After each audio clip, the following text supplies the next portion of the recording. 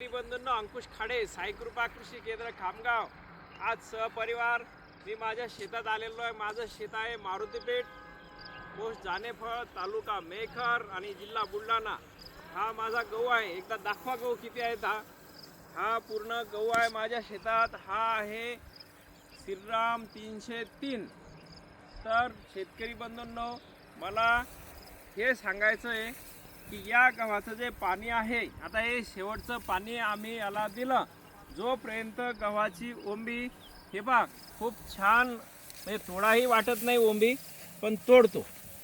हे बघा याला किती प्रमाणात, याला आम्ही मोजले तर 110 दाणे भरले। हे पहा 110 दाणे भरले। खूप चांगला हा गहू आहे, क्वालिटी छान आहे। याला पाणी कसं द्यायचं, आता पाणी देणं याला थांबवायचं। केव्हा थांबवायचं, जेव्हा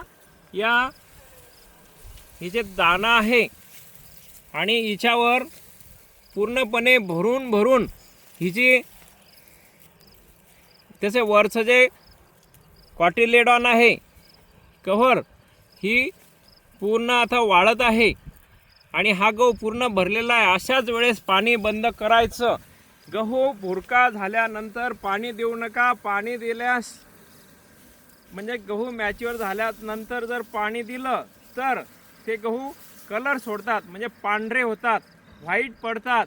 त्यामधलं प्रोटीनचं प्रमाण कमी होते, त्याची क्वालिटी खराब होते। म्हणून शेतकरी बंधूंनी पाणी देण्याची शेवटची अवस्था याची पाहून घ्या।